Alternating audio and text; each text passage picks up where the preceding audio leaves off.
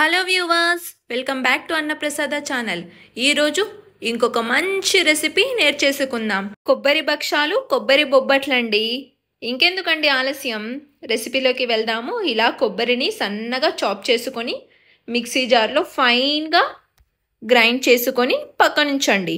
తరువాత మందంగా ఉన్న ఒక కడాయిలో కాస్త నెయ్యి వేసి కొబ్బరిని కొద్దిగా దోరగా వేయించుకున్న తరువాత మనం బెల్లాన్ని కూడా యాడ్ చేసి ఇలా పూర్తిగా స్టఫింగ్ని మనం తయారు చేసుకోవాలండి.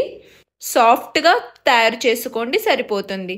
తరువాత కొబ్బరి బొబ్బట్టు రేకు కోసం ఇలా పిండి మిశ్రమాన్ని కూడా తయారు చేసుకోండి.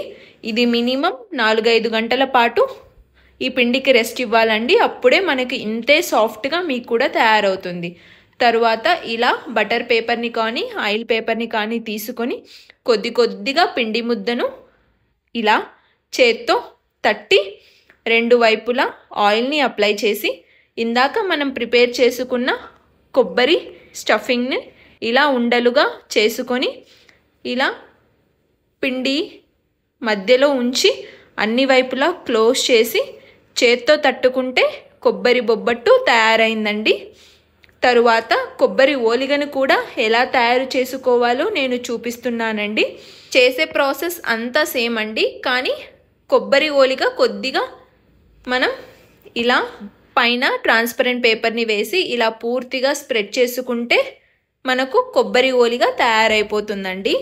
ఇలా తయారు చేసుకున్న రేకులను మనం పెనం వేడయ్యాక రెండు వైపులా నెయ్యిని వేసుకుంటూ మనకు స్టవ్ని లో టు మీడియం ఫ్లేమ్లో అడ్జస్ట్ చేసుకొని వేయించుకుంటే కొబ్బరి బొబ్బట్లు ఎంతో రుచికరమైన కొబ్బరి ఓలిగలు తయారైనట్టేనండి. చూస్తుంటేనే మీకు నోరూరుతోంది కదా.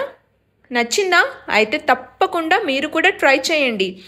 డిస్క్రిప్షన్లో ఫుల్ వీడియో లింక్ ఇచ్చాను, మిస్ అవ్వకుండా చెక్ చేయండి. ఇంతే సాఫ్ట్గా మీకు కూడా రేకులు కావాలంటే నేను చెప్పిన టిప్స్ అండ్ ట్రిక్స్తో ఫాలో అయితే తప్పకుండా మీకు కూడా ఈ రెసిపీ ఫస్ట్ ఇన్స్టెంట్లోనే అస్సలు ఫ్లాప్ అవ్వకుండా వచ్చి తీరాలంతే అండి. నచ్చిందా? అయితే ఈ వీడియోని మీ ఫ్రెండ్స్ అండ్ ఫ్యామిలీ కూడా షేర్ చేసి అన్నప్రసాద ఛానల్కి సబ్స్క్రైబ్ చేసుకోవడం మాత్రం మర్చిపోకండి. మన ఛానల్లో ఇలాంటి simple variety recipes and more over easy recipes, snack items చాలా ఉన్నాయి. వాటి లింక్స్ కూడా నేను డిస్క్రిప్షన్ బాక్స్లో ఇచ్చాను. ఒకసారి చెక్ చేయండి, మీకు తప్పకుండా నచ్చి తీరుతాయండి.